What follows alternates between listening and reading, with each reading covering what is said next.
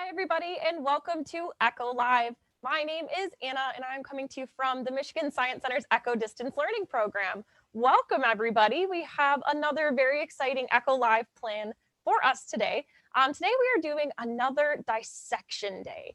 If you know me, you know this is one of my very favorite things to talk about here on Echo Live, since my background is in biology, the study of living things, or the study of life. Dissections teach us a lot about living things so that we can learn more about humans, but also so that we can learn about other forms of life and life systems that we see here on Earth, which will also help us to understand life if we ever do happen to encounter it on other planets. Now, we are dissecting another organ today. So we've dissected an organ in the past here on Echo Live. We've dissected an eye so that we could learn about the anatomy of optics or vision. Today we have a different organ, so this is not an entire organism. We have dissected an entire organism here on Echo Live when we did our flower dissection. Flowers are living organisms just like animals are, although their anatomy is pretty different, right? So in this episode, we are dissecting another organ. So of course, I'd like to see if anyone has a guess before we actually get started with our dissection today. Does anyone have a guess about what we might possibly be dissecting here today? I've got it right here on my dissection tray, covered up though, just so we don't give it away to start off. Lots of familiar faces starting to chime in. Thank you everyone so much for joining here today. Think about that. It's an organ, right? And if we need another hint, if you don't quite have a guess based on that, because it's pretty broad, right? There's all sorts of organs in the human body, but also in other animals' bodies. This is an organ that humans have as well. Now, of course, we are not dissecting any sort of human organs here on Echo Live. So this organ comes from an animal, but it is the same type of organ that people would also have, humans would also have. So think about the clues I've given you. It is an organ, not an organism, and it is something that humans have. It is not a human organ, but it is an organ that this animal has in common. So it can't be a fish or a frog.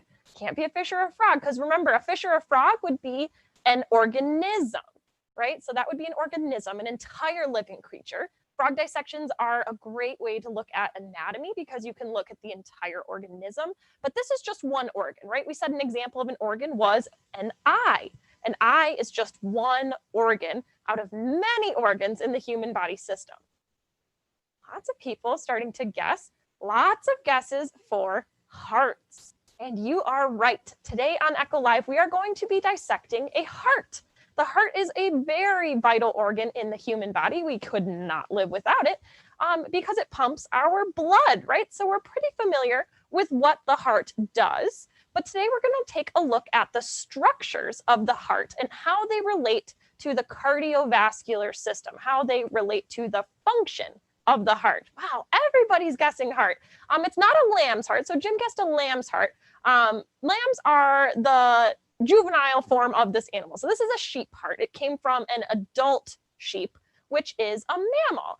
So another friend, Vam, told us, is it a mammal? The answer is yes. And the reason we study sheep hearts is because they are mammalian, because they are organs of another mammal, which are going to be very, very similar to the organs of the human body. So the human heart is going to be very, very similar in structure and function to this sheep heart, which I have down here on my dissection tray.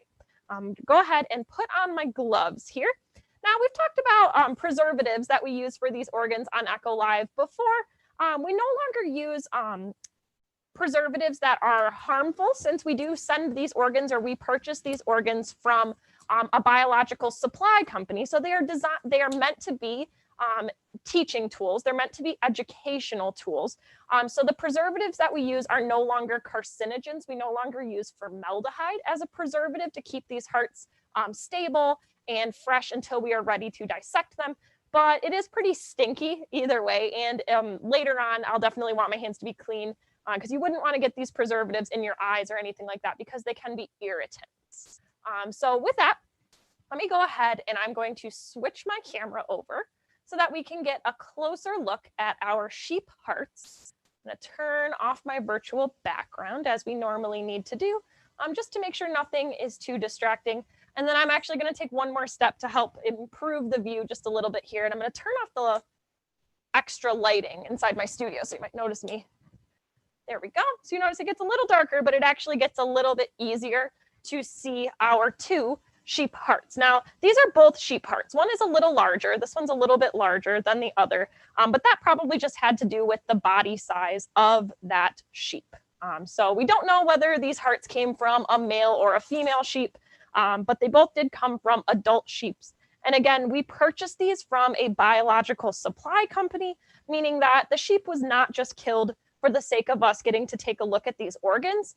They purchased their sheep hearts from butchers or from slaughterhouses, which are normally selling the organism for food. And so these sheep were eaten, but since people don't commonly eat sheep hearts, these are left over. And so instead of going to waste or instead of being thrown out, they actually will sell them to Carolina, which is who we purchased them from, so that we can use them for dissections, which is pretty cool. So if I put this in my hand, you'll notice it's fairly large. The sheep heart is approximately the same size as the human heart. So that also makes it pretty interesting. So it's about the same size as the human heart. And we said that the structures on the interior and exterior are going to be very, very similar, almost exactly the same. Now, before we start our dissection, let's take a look at a dissection guide, or what we might call an anatomical drawing. This is going to help us to navigate these different structures of the heart. It's always good to have a guide or an idea of what we're looking at before we dive right in. So we're going to take a look at the direction of blood flow through the heart. That will be the main focus of today's dissection. We want to take a look at the structures of the heart and figure out the direction that the blood is flowing. Now, this drawing makes it pretty easy because they've used arrows to represent the flow of blood through the various structures of the heart, back out, and then it re-enters. So we're going to go through this in sequence. Now, what you'll notice about this diagram is that certain structures are drawn in blue, while other structures are drawn in red. Now, it's really important to understand that blue structures represent deoxygenated blood that has already passed through the body. Therefore, it has already had its oxygen used up. Structures that are red contain oxygenated blood that has oxygen in it so that it can go feed the rest of the parts of the body, because we know we use oxygen for all of our human body processes. All right, so those are really important things to understand as we move through this dissection. So where the blood enters the heart, right, must be deoxygenated blood coming from the body. This big structure up here we call the superior vena cava. But you'll notice on the bottom, there's also something that we call the inferior vena cava. Superior meaning top, inferior meaning bottom, and those feed this right atrium of the heart. So this is where we'll start. We can see that according to the arrow, blood flows from the right atrium down to the right ventricle.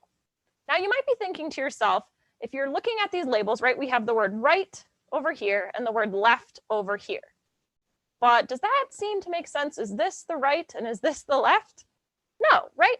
The right atrium represents the right side of the heart, but you can think of that as if it was your own heart, right? This is facing us. So if I was pointing at someone else's heart, right, it would be on my left, but your right. So if I was pointing at your heart, you always label it from the terms of it being your own. And so this would be me looking dead on at someone else's heart, not at my own. So this is the right side of the heart, and this is the left side of the heart in terms of anatomy when we are looking at it from the front of the body.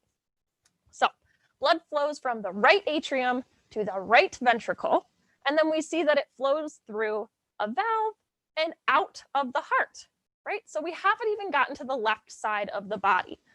After the right atrium and the right ventricle, our blood has to flow to the vein or to the lungs in order to go get oxygen. When you breathe in, your body absorbs oxygen from the air around us, which helps to oxygenate the blood, and then it returns to the heart through the pulmonary vein, feeds into the left atrium, down to the left ventricle, and then out to the body to be used. Now, we'll come back to this diagram periodically, But let's start labeling some of the exterior structures of the heart. So on this heart, we'll label the exterior structures. I wish we could see it just a little bit better, but we'll work with what we've got here. Now, my favorite things to label are the easiest way to tell which side of the heart you're looking at, because it can be kind of tricky to tell which side is the front side and which side is the back side. So this is the front side. And the easiest way I know how to tell is by looking at what we call the auricles, or the ears of the heart. So it might sound kind of funny that our hearts have ears, but these little flap-like structures, we have one over here on the left side of the heart, and one over here on the right side of the heart. And remember that this is the right and this is the left, because if I was looking at someone else's heart dead on, it would be their right, my left, their left, my right. All right, so if we look at the ears, you can see that they fold over onto the front side of the heart. So if you lift them up, that's where the fold is, and they are attached at the back. So that is what we call the left and right auricle, or ear. And we're going to go ahead and we'll stick some pins in this just to have labels here. So right auricle or ear up here on the top. And where's my auricle? There it is. Left auricle or ear over here on our right.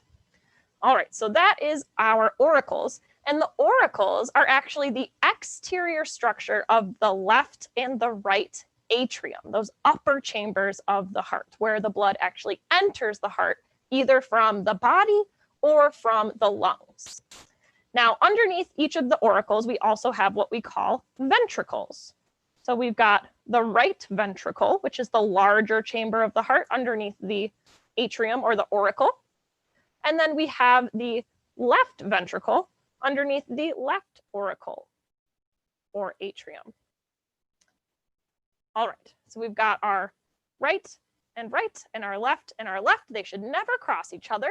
And then we also can see a couple other important exterior structures of the heart. We're not going to worry too much about the arteries and veins or the valves until we get to the inside. And you'll see why it's easier to label those things once we're inside, even though if we take a look at the top, we can see all sorts of arteries and veins or openings where we could enter the heart from the outside. But we'll talk about why it's actually easier to label those from the interior. So when we get inside there. All right, the last couple structures we want to take a look at on the exterior or outside of the heart are this thing right here. Now, we've talked about arteries and veins, or at least we've mentioned them. When we talk about arteries and veins mean that blood is either traveling towards or away from the heart. When blood is traveling away from the heart, that could be to the body or to the lungs, we call those arteries. When blood is returning to the heart, either from the lungs or from the body, we call those veins. It has nothing to do with whether the blood is oxygenated or deoxygenated. That's actually a really common mistake that people make. What we mean when we say arteries and veins is the direction that the blood is flowing. So arteries go away, so arteries away, veins are coming back. The easiest way I think to remember that is that arteries travel away, and both of those words start with an A. So we have an artery right here on the outside of the heart. This major crease right here, this is actually what we call a coronary artery. So we'll go ahead and I'll label it here using another pin. So the coronary artery kind of follows that pin right there because the heart is a muscle too. The heart is a muscle, right? We know that our heart needs to squeeze or contract in order to pump, right? Which means that the heart is basically a giant muscle, which means that it needs to be fed with blood in order to work. All of the muscles inside our body, our arms, our legs, our guts, our necks, all of those muscles use oxygen for fuel, including the muscles that pump our heart. Now, this is the coronary artery that travels just down the front here. So along this kind of line of fat, that is the coronary artery, the blood that feeds the heart with oxygenated blood. Now, if you've ever heard of coronary disease or coronary arteries, we know that they can commonly get blocked. They're very, very thin, but those are super important muscle or super important under this artery are super important muscles, right? If we had a block in our coronary artery, we wouldn't be delivering enough oxygenated blood for our heart to keep pumping. So if you know someone who has coronary disease, it usually means that there is some sort of problem with their coronary arteries or veins, which stop the heart from pumping as efficiently as it should. Now, the last thing we're going to label on the outside or exterior of our heart is what we call the apex. So the apex is this very bottom point of the heart, and the apex is the thickest piece of muscle on the whole heart. So way at the bottom, we have the apex. And it's really great to label the exterior structures of the heart as best we can. But because of the way we store these hearts in preservative, it can be kind of difficult to see all the structures we're actually trying to look at. And so the best way we can do this is actually by bisecting the heart or cutting it into two pieces across the frontal plane. So I have a diagram of the different body planes up here on our screen. Of these body planes, right, we can cut the body basically across three different directions. The frontal axis, right here, we're going through the shoulder, so you could think of it as this one right here. This is the frontal plane, cuts the body into a front or anterior section where your nose would be, and a posterior section where the back of your head would be. So it cuts the body in half from front to back. And that's the plane that we're going to cut our sheep heart along so that we can take a look at some of those exterior structure or interior structures of the heart a little bit closely. Remember that if you have questions about anything I'm pointing out throughout the program, definitely ask in the chat. I am keeping an eye on that. So feel free to ask in the chat if you have any questions as we move through. And we can definitely come back to anything as well if you have questions and we've moved on. All right, so let's take a look at our other sheep heart. So we'll go ahead and set our exterior labels off to the side. And then we're going to take a look at this sheep heart to do the interior structures. I've already gone ahead and done our frontal cut or our plane or cut along our frontal plane. And so we've bisected the heart into two halves. Now, it's really important to remember that we've basically just opened the heart almost like a locket. So just like this, that this is where the heart would connect.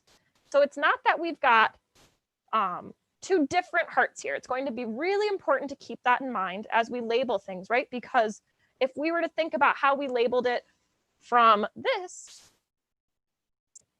right, we would call this the right atrium and this the right ventricle. This is the left atrium and this is the left ventricle.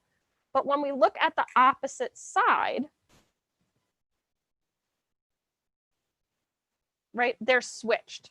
So these are the same chamber of the heart where my two fingers are pointing right now. These are both the left ventricle and these are both the right ventricle.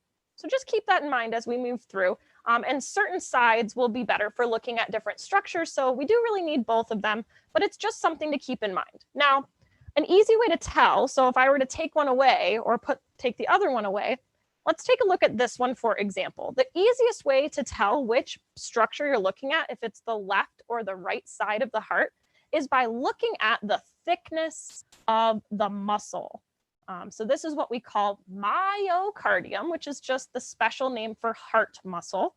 So this is the myocardium around the left ventricle. And you'll notice it is much thicker than the myocardium around the right ventricle, right over here. Can anyone tell me, based on what we've talked about so far, maybe if you have a guess, why does the muscle need to be so much thicker around this left ventricle than around the right? Think about where the blood needs to go. Think about the roles of these two ventricles. Why does the muscle need to be so big around the left ventricle, but it can be smaller around the right ventricle? Tell me what you think. If you have a guess, or maybe you know, think about where the blood needs to go. I'll also go ahead and I'll put my diagram of the heart back up here for just a moment. I know that this doesn't show after the heart or after the blood leaves the heart where it goes. Maybe you remember from our first little brief walkthrough through these structures. Where does the blood from the left ventricle go? And if it helps you at all, right, take a look at the color of this major artery. This major artery leaving the left ventricle is red, meaning the blood is full of oxygen already. So where does this blood need to go? This blood, right, needs to go around your entire body. And it takes a lot of force in order to get it there. The muscle around the left side of the heart is so much larger because the left ventricle sends oxygenated blood to all of the muscles in your body, even all the way down through the arteries in your toes. But the right ventricle only needs to send blood to your lungs and back. So it doesn't take as much muscle, right? Because that's a much shorter distance for that blood to travel. Blood that leaves the left atrium has to make it around the entire body. So it's got this huge, thick wall of muscle surrounding it. Just like Hong says, it has to be the stronger muscle because that blood has to make it all the way around your body, all the way around your fingers and toes, your stomach, everything before it makes it back to the heart. Short distance to the lungs, and so the right ventricle can get away with being just a little bit smaller. So let's go ahead and let's start labeling some of those interior structures of the heart. And then the last thing we'll do is label those different arteries and veins. So we said that we have the right ventricle, or I'm sorry, the right atrium, let's do first, which is part of that auricle. So if we find the auricle, the ear right there, we can see that this is the right atrium. We said inside the ear is the right atrium. We can go ahead and we can put a label in that one. We've got the right atrium up top. Atrium is always above the ventricle. So we have right atrium to right ventricle. Label that. Then that obviously means that on the other side, right, on the very top up here, we have the left atrium. Put our little pin in there. Left atrium up top and left ventricle on the bottom. Now, left ventricle, like we said, is surrounded by that really thick muscle. All right. Now that we've labeled the chambers, there are 4 major chambers of the heart. Let's talk about how the blood actually moves between them. Blood always flows through valves. So if we take a look at that diagram, blood, anytime it enters a chamber or exits a chamber, it has to flow through a valve. And these valves are only ever one-way valves. They only let the blood flow in one direction, never backwards. From the right atrium, where we said the blood enters the heart, from the right atrium, the blood goes into the right ventricle through the tricuspid valve. Question for you watching at home: how many flaps do you think a tricuspid valve has? Think about the name. A lot of times in anatomy is very, very linked to Latin. So I see that Rachel, your son wants to be a doctor. So this is a great lesson for you if you're interested in being a doctor. And if you want to go to medical school, I would highly recommend taking Latin, because Latin will help you to understand many of these different labels of the human body. How many flaps do you think a tricuspid valve has? You know anything about Latin, you might have a good hint inside this word here, tricuspid. Yeah, Helena tells us 3. The tricuspid valve has 3 flaps. And those flaps only let the blood go through in this direction. If the blood, when the heart squeezes, so when our muscle contracts, those flaps will actually block it. You can see based on their shape that they curve downward just like this. And so when the heart squeezes, they don't go back up through into the right atrium. The blood can't go backwards. Instead, it only flows out through the pulmonary valve. So let's go ahead and let's label those 2 valves here on our heart diagram. Now, remember that we've got 2 halves here. We've got this half, and they're cut along that frontal plane. So if we're looking for the right atrium and right ventricle, we need to look on this side because it would have attached itself just like this. But we'll label the valves on this side. So we said we had the tricuspid valve, which leads us from the right atrium up here into the right ventricle down here. So if we kind of open it up just a little bit, this would be the tricuspid valve right there. We can see those valves are attached with heart strings. So these really stringy type structures, those are what we call heart strings. And they actually help to hold the flaps or the valves in place. All right, so we've got a tricuspid valve, 3 flaps leading down to the right atrium, or from the right atrium to the right ventricle. And then we said that we have our, go ahead and grab my other label. We have our valve that leads out of the heart, which is pulmonary, right? Pulmonary means lungs. So if we go ahead and we go from our right ventricle, which is down here, we can actually find it pretty easily. Make sure. This is what we call a blunt probe. So it's not sharp, it's not actually stabbing, which is really important. And I actually prefer to use this side over here. And that's actually going to help us to guide our way through our different chambers of the heart. So if we try to exit our heart, there we go. We've made sure we're labeling in the appropriate direction. Scoot this one over. So we've got our tricuspid valve and then our pulmonary semilunar valve, which would be inside this valve right there. So we actually did a good job of not cutting it. Make sure we get our labels on appropriately. Want us to be able to read them both. There we go. Might just label just above it. That way we don't actually damage the structure itself. All right. Perfect. A little hard to read, but we'll come back to those if we need to.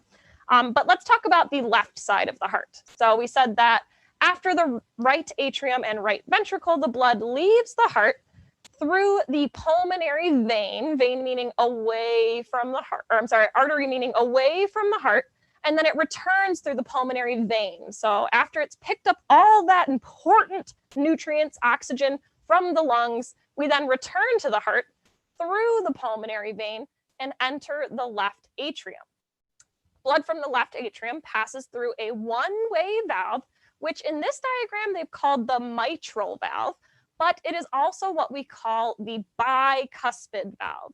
So if we had a tricuspid valve over here on the right side of the heart, how many flaps do you think the bicuspid valve has on the left side of the heart? Elena asks a great question, that what happens if the blood does go through in the wrong direction? That would be bad. So people, another common problem in the medical world is this kind of damage to your heart valves. Some people are born without certain heart valves or with heart valves that do make mistakes and will accidentally allow blood to flow backwards, but we do not want that. The heart is a one-way road, basically. We want all of that deoxygenated blood to get pumped through the right atrium so that it can then be sent to the lungs to pick up more oxygen. Once it has that oxygen, it just needs to pass back through the left ventricle with those huge myocardial muscles to be sent around the rest of the body. It wouldn't be beneficial for oxygenated blood to make its way back to the lungs because the lungs are doing their job to provide oxygen. So if your blood does start to flow in the wrong direction, it can cause you some problems. Maybe not enough oxygen will be delivered to the muscles in your body, or maybe you're not sending enough deoxygenated blood to your lungs for that exchange to take place. And so that can cause people a lot of problems. But we can actually 3D print new valves, or we can even take valves off of different animal hearts, things like pig or sheep hearts, and we can actually stitch those onto human hearts, which is amazing. So with modern medicine, we have all sorts of ways to fix broken heart valves. Lots of people telling me, yeah, the answer is 2, right? So if a tricuspid valve had 3 flaps, a bicuspid, the mitral valve over here, that one has 2 flaps. The blood then fills the left ventricle and builds pressure until it's squeezed up through the aortic valve to be carried to the rest of the body. So let's go ahead and label those 2 valves, which we said would be on the left side of our heart. So we've got our left atrium on top. So these are the same structure. We've got our left atrium on top. The blood will then flow through the bicuspid valve those which are attached right by those heartstrings, which help to keep the flap in place, not allow it to go backwards. And then we've got the aortic valve, which leads from our left ventricle up and out through this really, really large artery that we call the aorta. And I actually cut that one right in half. And so that valve would be right here. So bicuspid and aortic valves right there on top. Now, my favorite thing to do now is we said that we can actually label these different vessels, these blood vessels or valves, more easily from the inside because we can actually trace them using things like our blunt probe or even these colored pencils. And so I've got some blue colored pencils, which are going to represent deoxygenated blood that does not have oxygen in it. So it's already been used by the body. And then I have red. So we've got example like the pulmonary vein, which represents blood that has oxygen. So it's visited the lungs. It has plenty of oxygen, which can then be placed into the body, into circulation for use. So we've got red and blue, and we're actually just going to use these to try to find those different structures of the heart. So let's go ahead, and the first one we'll look for is the superior and inferior vena cava, which we said leads into the right atrium. So we'll go ahead, and we've got our right atrium most easily accessible on this side. We might need to take off our valve labels. We can always put them back, but it'll be easier. And that way I don't accidentally stab myself in the hand with our pencil here. But we are looking for the entry points into the right atrium, which we said is contained right here inside this auricle or ear flap on the heart. So I see one right here. Go ahead and try to enter in to our right atrium. So we've got our right atrium there, and then we can actually just keep pushing our colored pencil, or we could also use our blunt probe if we're having a hard time, which I am having a hard time. We'll go ahead and we will try to find the inferior vena cava, which is right down there. Perfect. Now, again, we're never stabbing with these blunt probes. That's why we use a blunt probe, something without an end, because we don't want to create our own entry or exit point from the heart. We just want to find them. So that helped us to find where the deoxygenated blood from the body enters the heart. So we have the superior vena cava on top. I'm just going to go ahead and follow my probe with our colored pencil here. There we go. There we go.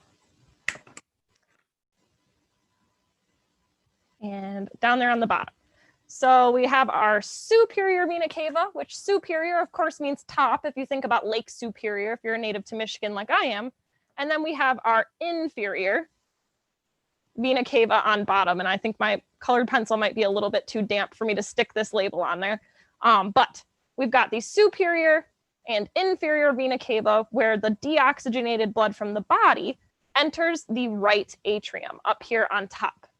Now, the next thing we're looking for is where that blood goes after the right ventricle, right? So if it's being pumped away from the heart, we know that that's an artery, but the heart doesn't do anything to oxygenate the blood. So it's still a blue colored pencil, and it's traveling to the lungs, which means we're going to call it the pulmonary artery right here. Go ahead and we'll look for that exit point.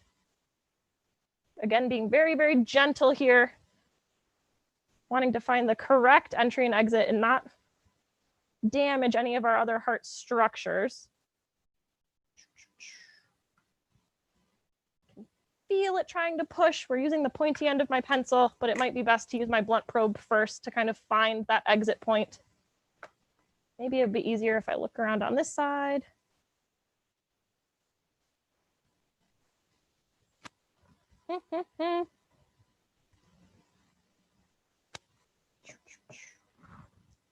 All right, I know we're getting close to the end of our program here. So of course, if you have questions, send them in the chat for me. So there we go. There is our pulmonary artery, which travels to the veins. If you have questions, send them in the chat. I know we're just about running out of time here, and I want to be able to answer your questions if you have them.